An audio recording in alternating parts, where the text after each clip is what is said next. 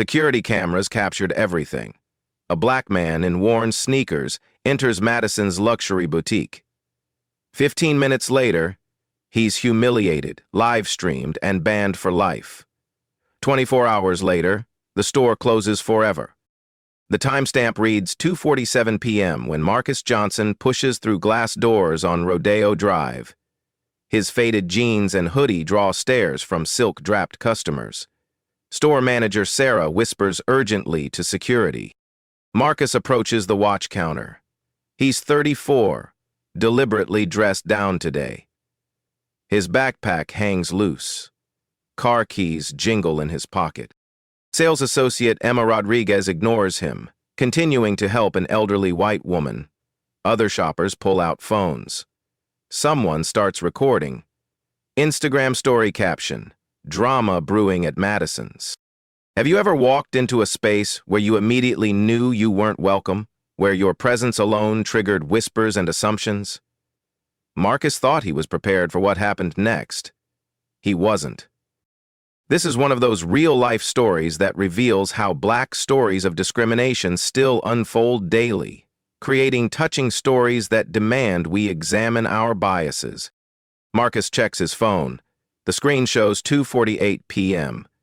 He has exactly 12 minutes before his 3:00 p.m. appointment. This needs to be quick. The boutique sparkles under crystal chandeliers. Hermès scarves cascade from silk displays.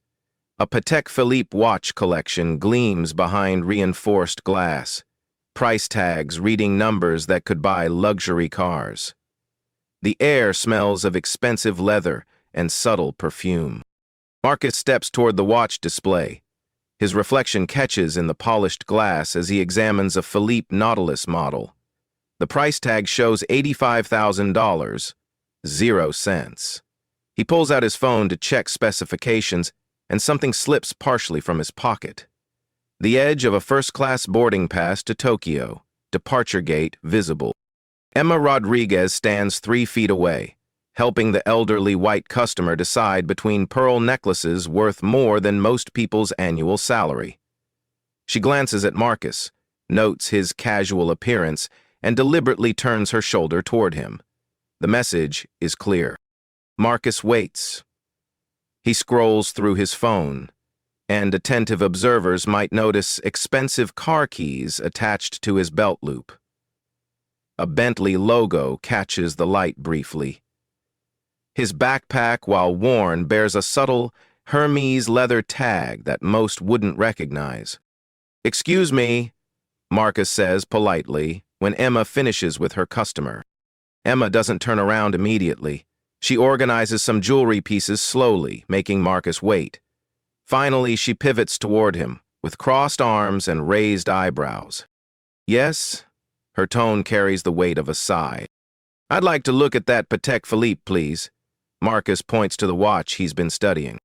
Emma's expression shifts from bored to incredulous. She actually laughs, a short, sharp sound that draws attention from nearby customers. "Sir, that's not really in your price range. Maybe try the mall down the street?" Her words hang in the perfumed air. Other customers turn to watch. Someone quietly pulls out their phone to record.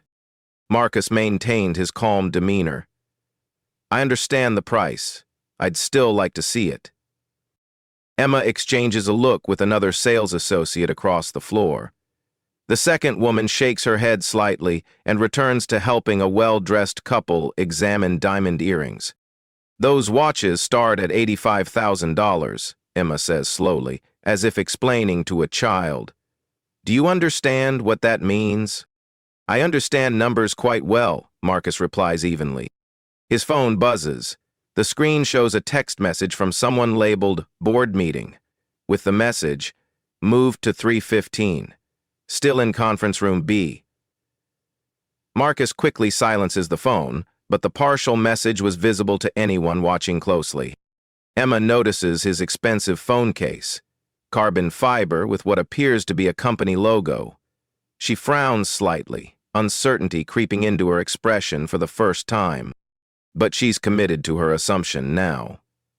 "Sir, I really think you'd be more comfortable looking at our vintage collection. We have some nice watches under 5,000. I'm interested in the Patek Philippe, Marcus repeats. Security guard Mike Torres has been watching from his position near the entrance. He's a former police officer, trained to read situations and people. Something about this interaction makes him uncomfortable, but he can't quite identify what. The black customer seems calm, polite even. But Emma's body language suggests trouble brewing. Marcus checks his phone again. 2:51 p.m.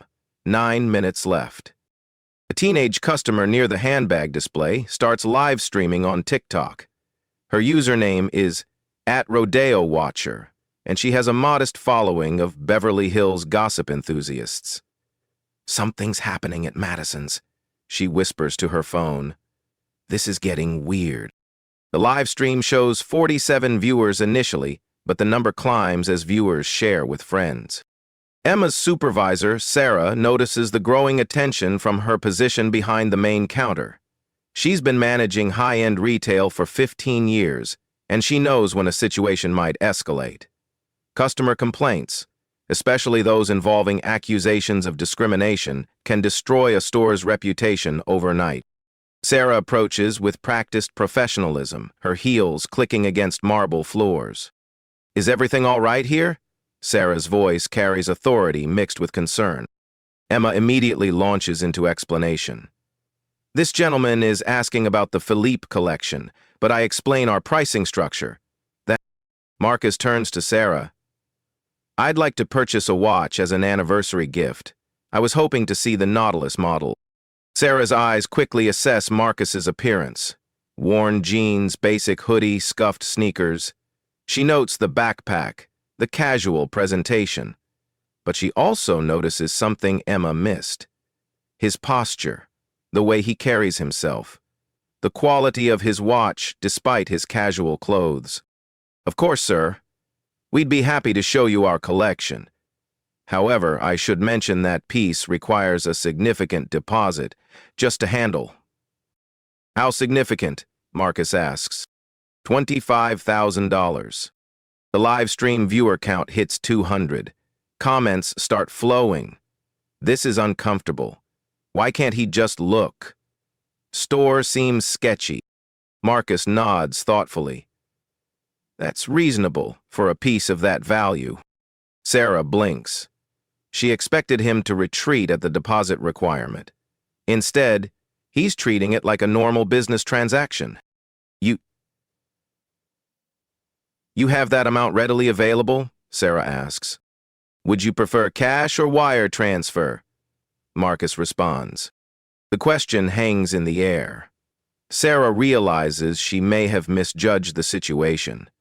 But she's also committed to supporting her employee's initial assessment, and there's something about Marcus's confidence that unsettles her. His phone buzzes again. This time the caller ID shows private equity partners. Marcus declines the call, but not before Sarah glimpses the label. The tension in the store is palpable now. Other customers sense drama brewing. The TikTok livestream reaches 847 viewers. Someone starts an Instagram story with the caption, Beverly Hills boutique drama unfolding. Marcus checks his watch. 2:54 p.m. 6 minutes remaining. So, he says calmly, may I see the watch? Sarah stares at Marcus for a long moment. Her 15 years in luxury retail have taught her to read customers quickly. The wealthy don't always dress the part. Tech billionaires wear hoodies. Oil heiresses shop in yoga pants. But something about this situation feels off.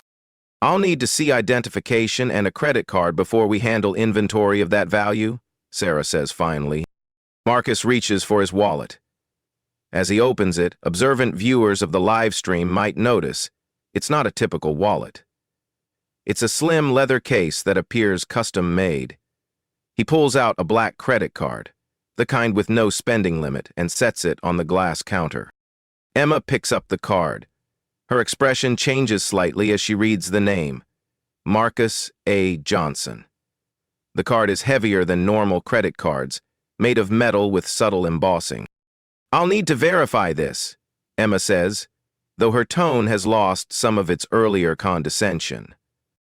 "Of course," Marcus replies, checking his phone again. 2:55 p.m., 5 minutes left.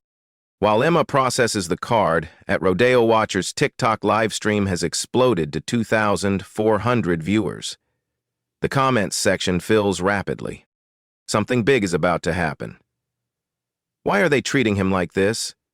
Plot twist incoming. This store has issues. Other customers in the boutique sense the tension. A well-dressed woman near the handbag display pulls out her phone to record. An elderly man shopping for his wife stops browsing to watch. The store has become a theater, and everyone knows drama is building. Sarah's phone buzzes. She glances at it and sees a notification from the store's corporate oversight system. Unusual transaction activity detected. Large transactions trigger automatic monitoring for security purposes. Marcus stands calmly, hands clasped behind his back, studying the watch display. His demeanor remains professional, almost meditative. But there's something in his posture that suggests coiled energy, like a panther waiting. Emma returns from the card verification terminal, her face pale. "Sir, there seems to be an issue with payment processing." "What kind of issue?" Marcus asks evenly. The system flagged this as requiring additional verification. Marcus nods. "That happens with large transactions. Would you like me to call my bank?" Sarah intervenes. "Sir, perhaps we could schedule an appointment for later this week? Our security protocols require—" "I have 5 minutes," Marcus interrupts gently. "Then, I need to leave for another appointment." The timestamp on the TikTok stream shows 2:56 p.m. Viewer count hits 4,200. The Beverly Hills luxury retail drama is going viral in real time.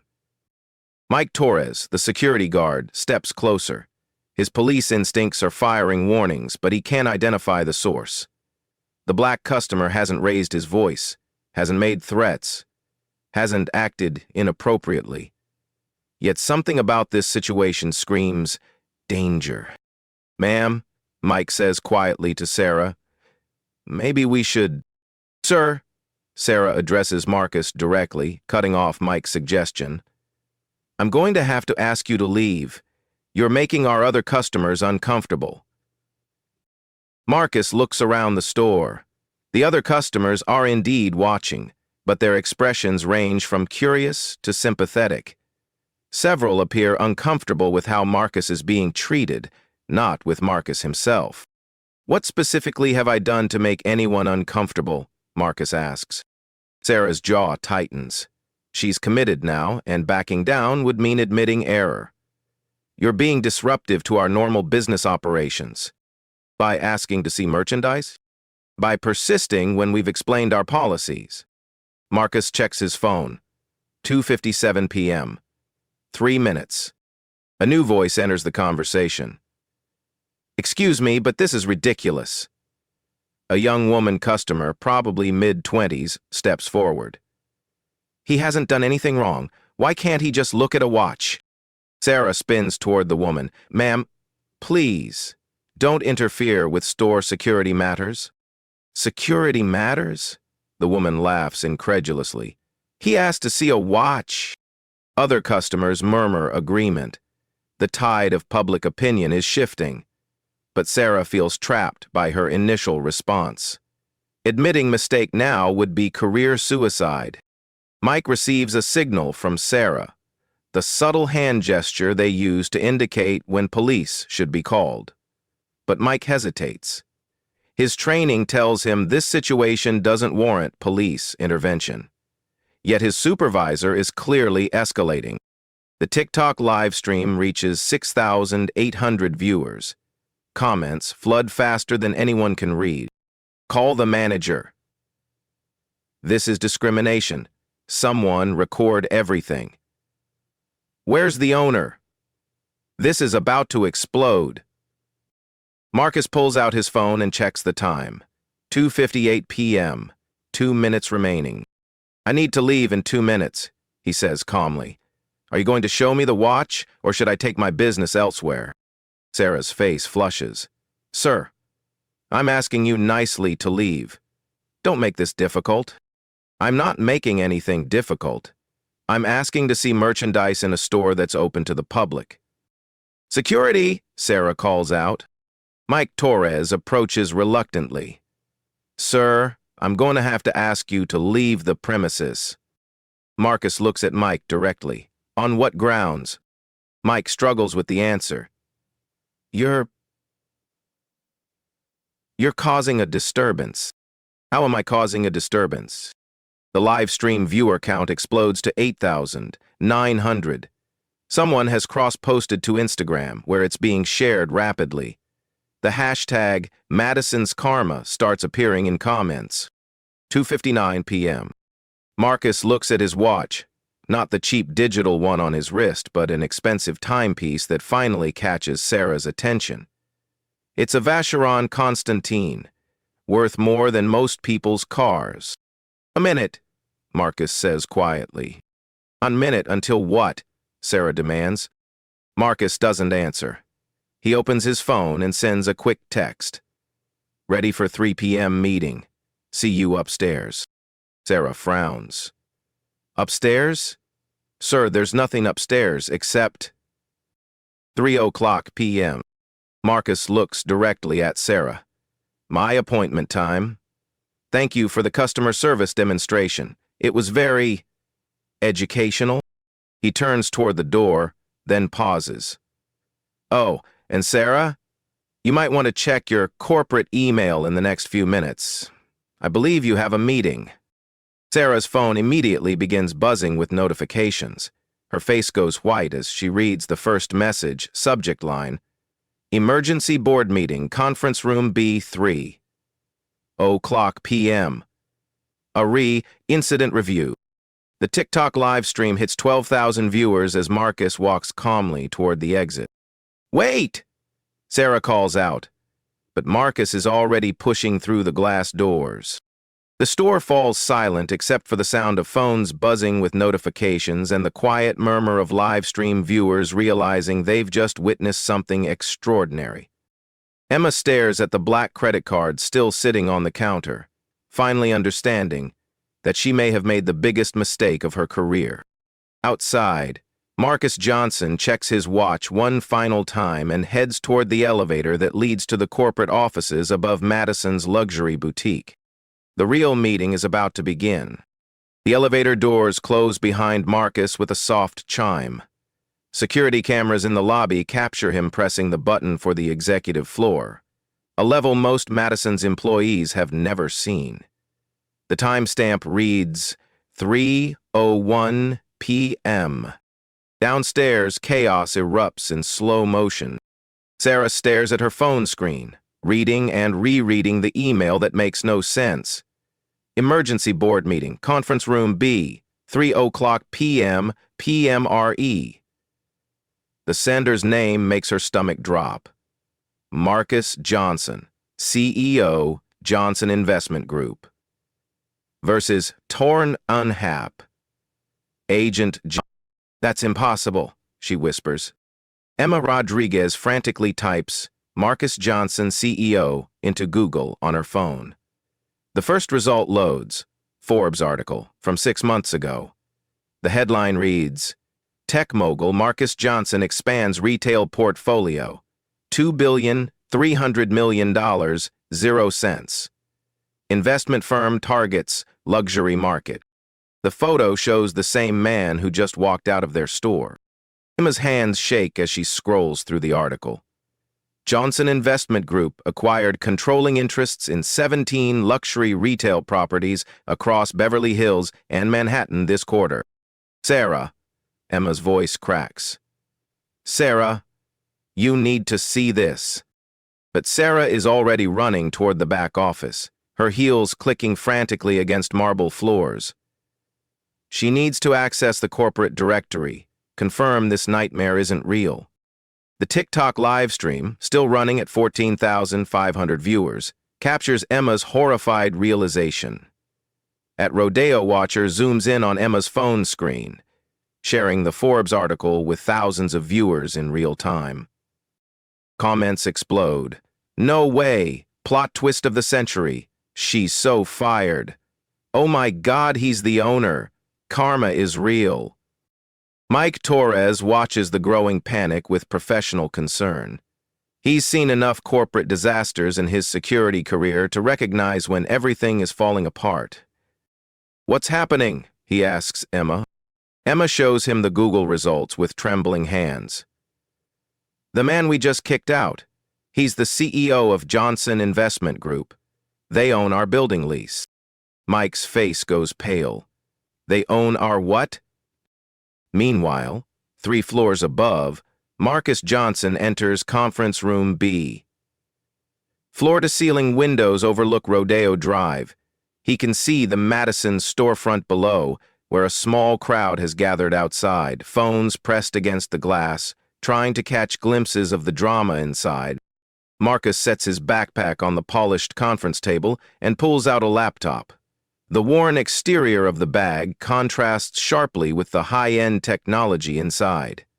He opens a secure video conference application. At exactly 3:03 p.m., 3 screens activate around the room. "Marcus?" A woman's voice comes through the speakers. "I've been watching the live stream. Remarkable customer service demonstration." Marcus smiles slightly. "Patricia, I think we have everything we need for the legal review." Patricia Wong, Johnson Investment Group's chief legal counsel, appears on the center screen. 47,000 viewers and counting. The footage is quite comprehensive. On the second screen, David Kim, director of retail operations, shakes his head. "In 30 years of retail management, I've never seen anything quite that blatant." The third screen shows Robert Madison himself, the boutique's founder, calling in from his yacht off the coast of Monaco. His tanned face shows bewilderment and growing alarm. "Marcus, I don't understand. Why didn't you identify yourself? This could have been avoided." "Could it, Robert?" Marcus opens his laptop and begins typing. "Let's review some data." The main screen fills with a presentation titled Madison's Boutique, Customer Service Analysis, Undercover Assessment. The inside. "Over the past 6 months, my firm has conducted systematic evaluations of all properties in our retail portfolio. Madison's was scheduled for this assessment today." Marcus clicks to the next slide. Charts and graphs fill the screen. Customer satisfaction surveys show concerning patterns. Complaints about discriminatory treatment have increased 340% over the past year. Specifically, customers of color report negative experiences at rates 87% higher than white customers. Robert Madison's face tightens. "Marcus, those are just isolated incidents." "Are they?" Marcus advances to the next slide. Security footage analysis from the past 3 months reveals 23 documented instances of differential treatment based on customer appearance. Today's incident makes 24. Patricia Wong leans forward on her screen. "Marcus, show them the legal implications." The presentation shifts to a legal summary. California Civil Code Section 51.7 prohibits discrimination in business establishments. Federal penalties under the Civil Rights Act can reach $150,000, 0 cents per incident. With 24 documented cases, we're looking at potential liability exceeding $3,600,000, 0 cents. Robert Madison's yacht-tanned face goes white. "This can't be accurate." "It's very accurate, Robert. Every incident was recorded by your own security systems. Plus, today's performance was live-streamed to over 50,000 viewers and counting." David Kim adds, "Marcus, what about the lease implications?" Marcus nods. "Excellent question, David." He clicks to another slide. Section 14.3 of the Madison's lease agreement states that discriminatory practices constitute grounds for immediate lease termination, He pauses for effect. Johnson Investment Group acquired this building yesterday. The purchase was finalized at 5 p.m., making us your new landlord as of this morning. The silence in the conference room is deafening. Even through the video screens, the shock is palpable. Yesterday, Robert Madison's voice is barely a whisper. Yesterday, which means today's incident occurred on property we own, by employees whose actions we're now legally responsible for.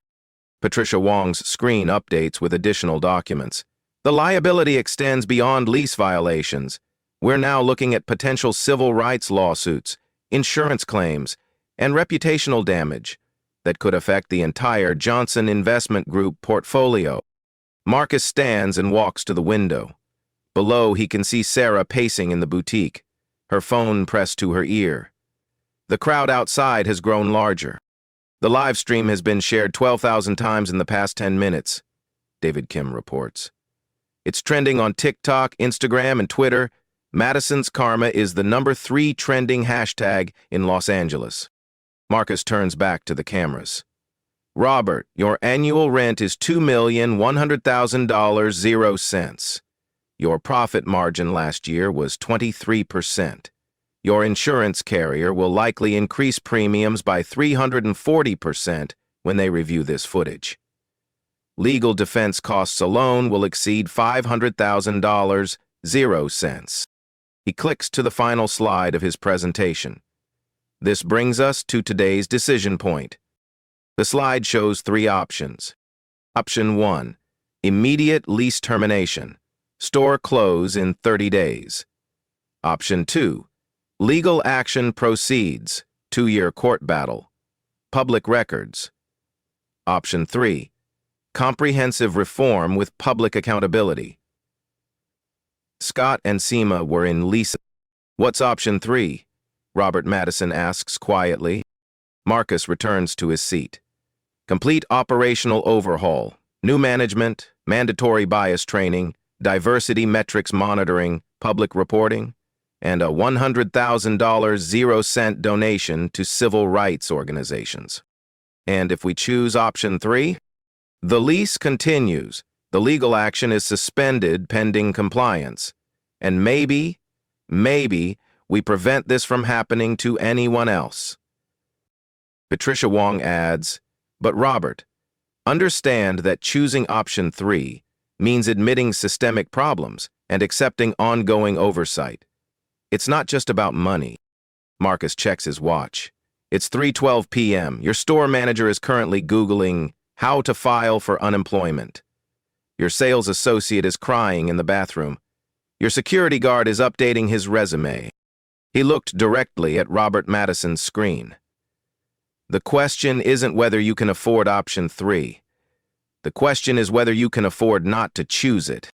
Outside, the TikTok live stream has reached 89,000 viewers. News outlets are starting to pick up the story. Someone has created a Wikipedia page for Madison's boutique discrimination incident. Marcus opened his phone and shows the screens. Oh, and Robert, TMZ just called. They want a statement about the luxury store racist meltdown video. Robert Madison closes his eyes.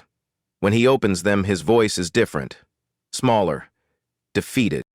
What exactly does option 3 require? Marcus Johnson smiles for the first time since entering the store. I'm glad you asked. Marcus Johnson opens a new presentation file. The conference room screens display a detailed breakdown titled Madison's Boutique, Comprehensive Reform Protocol. Option 3 isn't a suggestion, Robert. It's a carefully designed system that addresses every aspect of what went wrong today. Patricia Wong pulls up legal documents on her screen. Before we discuss terms, everyone needs to understand the current liability exposure. She displays a federal compliance chart. Under 42 U.S.C. Section 1981, which prohibits racial discrimination in contractual relationships, damages can include compensatory and punitive awards. Recent cases in California have averaged $275,000 0 cents per incident. David Kim adds financial context. Marcus, show them the revenue impact analysis. Marcus clicks to a detailed financial breakdown. Madison's boutique generates $9,100,000, 0 cents annually. However, demographic analysis shows you're only capturing 34% of potential market share in Beverly Hills. The data is stark. Customer demographics are 89% white, 4% Asian, 3% Hispanic, 4% Black, and other. Beverly Hills area demographics show a much more diverse population, with significantly higher spending power. You're leaving $4,200,000, 0 cents in annual revenue on the table due to reputation issues in communities of color, Marcus continues. Robert Madison's image flickers as his yacht's internet connection struggles. Those numbers can't be accurate. They're from your own POS system data, Robert.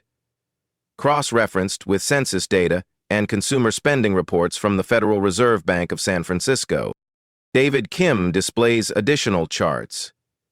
Yelp reviews, Google ratings, and social media sentiment analysis all show declining scores over 18 months. Today's incident has accelerated that decline exponentially. Marcus stands and walks to the window again. The crowd outside Madison's has grown to approximately 50 people. Local news vans are arriving. In the past 20 minutes, your online ratings have dropped from 4.2 stars to 2.1 stars across all platforms. The hashtag Madison's Karma has been shared 47,000 times. Patricia Wong interrupts. Robert, I need to inform you that we've received preliminary contact from 3 civil rights organizations. They're considering formal complaints with the California Department of Fair Employment and Housing. 3 organizations? Robert's voice cracks. NAACP Legal Defense Fund, ACLU of Southern California, and the Anti-Defamation League. The video evidence makes their case very strong. Marcus returns to his seat. This brings us back to option 3, complete structural reform. He advances to the detailed requirements slide. Immediate actions, 30 days. Terminate Sarah, store manager. Suspend Emma Rodriguez, sales associate, pending training completion. Implement bias incident reporting system. Hire diversity and inclusion consultant. Install customer feedback monitoring technology. Medium-term changes, 90 days. Structure hiring practices with diverse interview panels. Mandatory 40-hour bias training for all staff. Establish community advisory board. Create anonymous customer feedback system. Implement performance metrics tied to inclusive service. Long-term accountability, 12 months. Quarterly diversity reporting to Johnson Investment Group. Annual civil rights compliance audit. $100,000, 0 cents donation to NAACP Legal Defense Fund. Establishment of $50,000, 0 cents annual diversity scholarship. Public dashboard showing inclusion metrics. Robert Madison studies the requirements. The financial cost alone is enormous. Marcus nods. The donation and scholarship total $150,000, 0 cents. Training and consulting will cost approximately $75,000, 0 cents. Technology implementation adds another $50,000, 0 cents. $275,000, 0 cents in the first year, Robert calculates. Compared to $3,600,000, 0 cents in potential federal penalties, Patricia Wong notes. Plus legal defense costs, insurance increases, and lost revenue. David Kim displays comparative data. Robert, stores in our portfolio that implemented similar reforms saw average revenue increases of 28% within 18 months. Marcus opens his laptop again. Let me show you what success looks like. The presentation shifts to case studies. Johnson Investment Group reformed 3 similar properties over the past 2 years. Customer satisfaction increased by an average of 67%. Revenue grew 31%. Staff turnover decreased 45%. He clicks to specific examples. Prestige Jewelry in Manhattan saw their most profitable quarter ever after implementing inclusive service training. Luxury Leather in Chicago expanded their customer base by 89% within 1 year. Robert Madison's resistance is clearly weakening. What about oversight? How do we know when we've met your standards? Excellent question. Marcus displays a monitoring framework. Independent third-party audits every 6 months. Customer satisfaction surveys with demographic breakdown analysis. Mystery shopper evaluations across all demographic groups. Patricia Wong adds the legal framework. Compliance is measured against specific metrics. Customer complaints below 0.5% monthly. Demographic representation in customer base within 15% of area demographics. Staff completion of bias training with passing scores. And if we fail to meet these standards, Robert asks. The lease contains performance clauses, Marcus explains. First violation triggers a $50,000 0-cents penalty and accelerated oversight. Second violation results in lease termination with 60-day notice. David Kim shows the alternative. Robert, option 1 means immediate closure. You lose $2,100,000, 0 cents in annual revenue, plus liquidation costs. Option 2 means 2 years of legal battles, public hearings, and media coverage. Marcus checks his phone. The live stream video has now been viewed 127,000 times. CNN just published an article titled, "Luxury Store Discrimination Caught on Camera Goes Viral." He shows his screen to the cameras. Entertainment Tonight wants an exclusive interview. The Beverly Hills City Council has scheduled an emergency session about discrimination in luxury retail. Robert Madison's shoulders sag. This is spiraling out of control. Yes, it is, Marcus agrees. But option 3 allows you to control the narrative. Instead of being the villain in a discrimination story, you become the reformed business leader who chose change over defensiveness. Patricia Wong displays a public relations strategy. Voluntary compliance looks very different from forced compliance in the media. Proactive reform generates positive coverage. Marcus stands and begins pacing. Robert, I didn't create this situation to destroy your business. I identified it to fix a systemic problem that's hurting your bottom line and our community. He pauses at the window. Look outside. Those people aren't holding protest signs. They're holding phones, documenting history. The question is, what kind of history we write together? David Kim checks his tablet. Marcus, the mayor's office just called. They want to discuss the incident. And the governor's civil rights task force has requested a briefing, Patricia Wong adds. Marcus turns back to the cameras. Robert, you have approximately 6 hours before this becomes a statewide political issue. After that, your options become much more limited. Robert Madison closes his eyes for a long moment. When he opens them, his voice is barely audible. If I agree to option 3, what happens immediately? Marcus sits back down. We hold a joint press conference at 6 p.m. today. You announce voluntary implementation of comprehensive reforms. We frame this as leadership, not reaction. And the legal liability? Patricia Wong answers. Johnson Investment Group agrees to suspend civil action pending successful completion of the reform program. The clock starts fresh. The media coverage? David Kim responds, we control the message. This becomes a story about taking responsibility and choosing change. Marcus looks directly at Robert Madison's screen. Robert, I'm offering you a chance to be remembered as the business owner who chose to do the right thing when it mattered. Robert Madison stares at the ceiling of his yacht cabin for 30 seconds. The only sound is the distant murmur of protesters outside and the hum of conference room technology. Finally, he looks back at the camera. What do I need to sign? At 3:47 p.m., digital signatures appear on compliance documents across 4 different screens. The Madison's Boutique Reform Agreement becomes legally binding with Robert Madison's electronic consent from international waters. Patricia, file this with the California Secretary of State immediately, Marcus instructs. David, initiate the press release protocol. Within minutes, the consequences begin cascading through the boutique below. Sarah receives the termination notice via corporate email at 3:52 p.m. The message is brief and legally precise. Effective immediately, your employment with Madison's Boutique is terminated due to discriminatory customer service practices documented on June 30, 2025.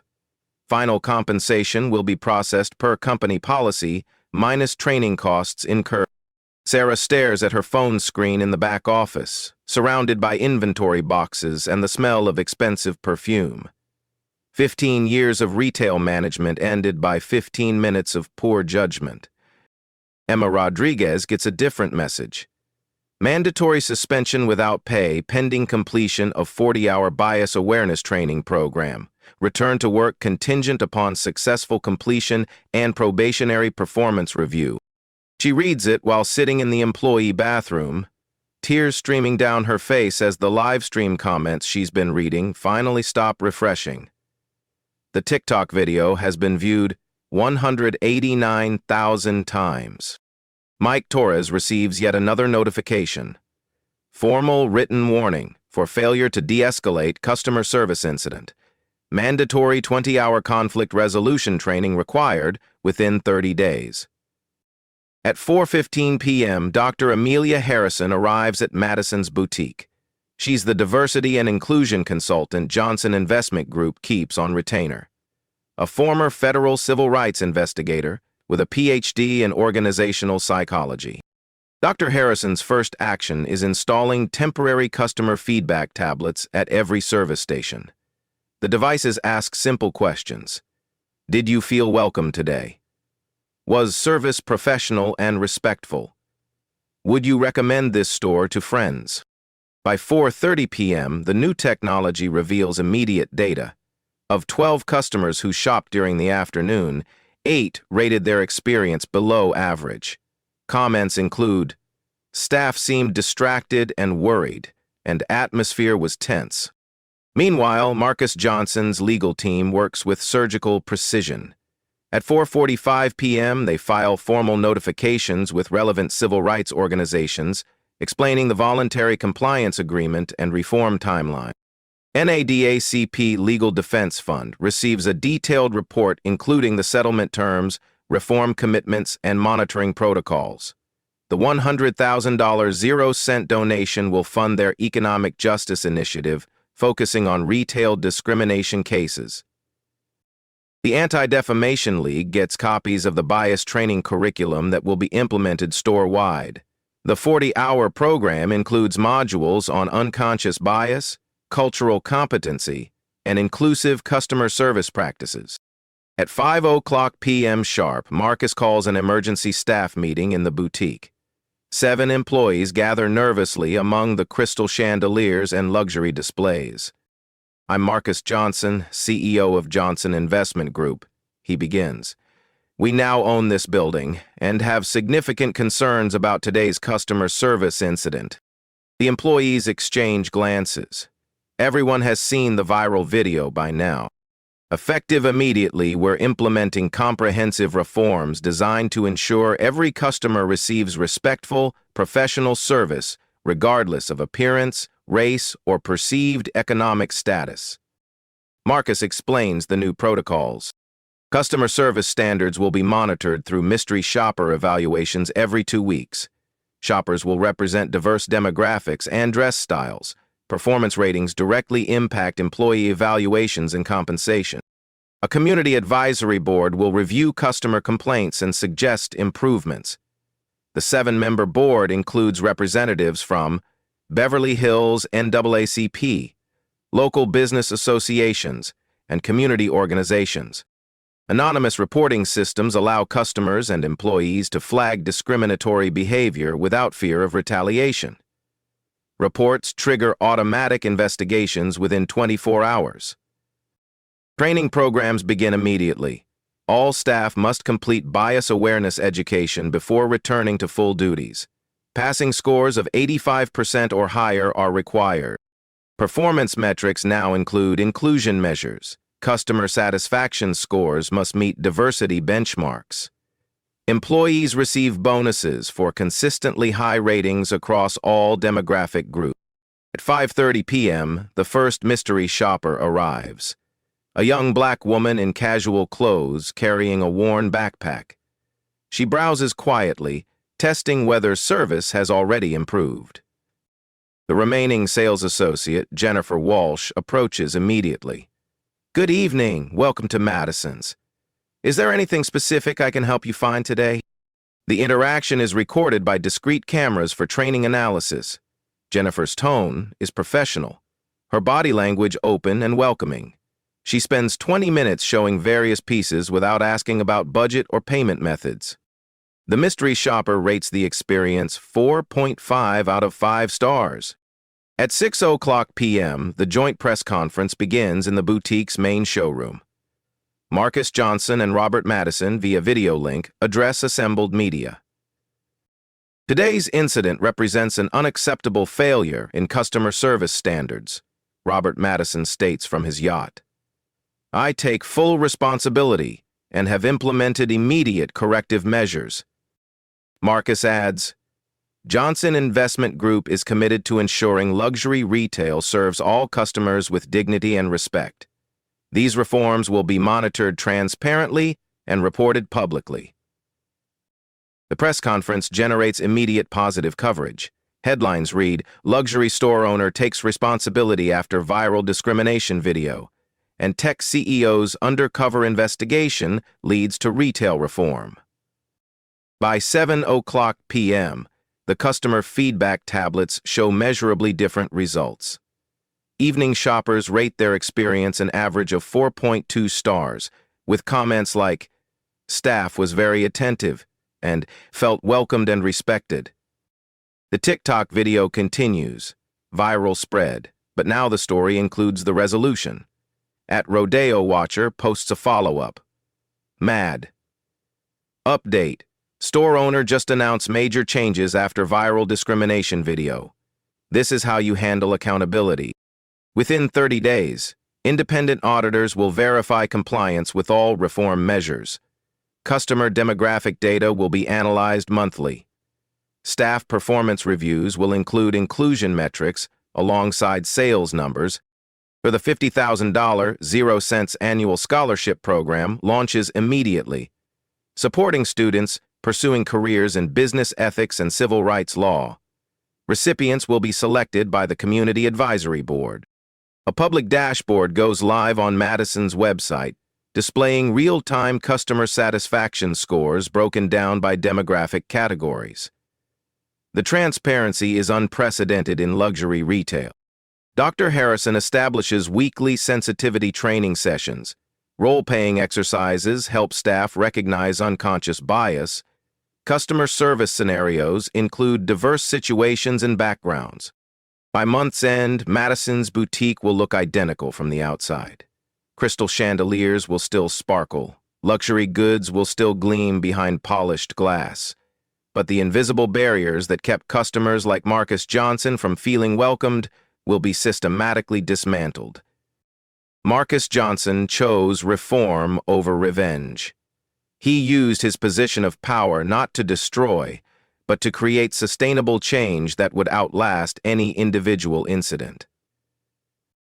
The security cameras that captured everything on June 30th will continue recording, but now they document transformation instead of discrimination. 6 months later, Madison's boutique looks like a completely different business from the inside. Customer satisfaction ratings have climbed to 94%, up from 67% before the incident. The improvement crosses all demographic categories. with Black and Hispanic customers now rating their experience at 93%, nearly identical to white customers at 95%. The diversity metrics tell a remarkable story. Customer demographics now reflect Beverly Hills area population within 8%. 52% white, 23% Asian, 15% Hispanic, 10% Black, and other ethnicities. Revenue has increased 23% as the store successfully attracts the previously excluded market segments. Emma Rodriguez completed her bias training and returned as an associate manager. Her customer service scores consistently rank in the top 10% across all demographics. She credits the training with opening her eyes to unconscious behaviors she never recognized. I learned that assumptions I thought were normal were actually barriers, she explains to new hires during training sessions. Now I approach every customer with curiosity instead of judgment. The Community Advisory Board meets monthly in Madison's back conference room. Board member Dr. Angela Washington, a local NAACP chapter president, describes the transformation as proof that businesses can choose accountability over defensiveness. Marcus Johnson has become a case study in Harvard Business School's ethics curriculum. His guest lecture, Dignity as Business Strategy, draws standing room-owned crowds of MBA students eager to learn how social justice principles can drive profitable growth. The Madison's model has spread far beyond Beverly Hills. 47 luxury retailers across 12 states have voluntarily implemented similar accountability systems. The Madison's protocol is now recognized industry-wide as the gold standard for inclusive customer service. Johnson Investment Group's retail portfolio has seen average revenue increases of 31% in stores that adopted comprehensive bias training. The business case for inclusion has proven itself through measurable financial returns. The viral TikTok video, now viewed over 2.3 million times, serves as training material in business schools and civil rights organizations. It demonstrates how one person's courage to document injustice can create systemic change. Marcus reflects on that June afternoon. They saw my clothes and made assumptions about my worth. I saw an opportunity to change an entire industry. That's the difference between reacting and responding. The security cameras that captured the original discrimination now document thousands of positive interactions. Customer testimonials praise the welcoming atmosphere and respectful service that defines Madison's new culture. Sarah, the former manager, works for a small retail chain in another state. She completed extensive bias training and speaks publicly about the importance of recognizing unconscious prejudice. Her story serves as a cautionary tale about how quickly careers can be destroyed by discriminatory behavior. The $50,000 0 annual scholarship has supported 12 students pursuing civil rights law and business ethics. Recipients intern at Johnson Investment Group, learning how social justice principles integrate with successful business practices. Most importantly, no customer has reported feeling unwelcome or discriminated against at Madison's boutique since the reforms began. The anonymous feedback system processes hundreds of responses monthly, with 94% rating their experience as excellent or very good. These real-life stories prove that individual courage can transform entire systems. Marcus Johnson's experience represents one of countless Black stories where discrimination was met not with resignation, but with strategic action that created lasting change. His story joins the growing collection of touching stories that demonstrate how ordinary people can create extraordinary impact when they choose accountability over anger, reform over revenge. Have you witnessed discrimination in retail or other public spaces? Your experience matters and could help create change. Share your story in the comments below. These life stories inspire others to stand up for justice. Subscribe for more real-life stories that showcase how everyday people transform unfair systems. These Black stories and touching stories remind us that one person's courage can change entire industries. Share this video if you believe every customer deserves dignity regardless of appearance. Together, we can make discrimination economically and socially unacceptable. What would you have done in Marcus's situation? Would you have revealed your identity immediately or used the moment as a teaching opportunity? Comment below and join the conversation about creating change through strategic action rather than emotional reaction.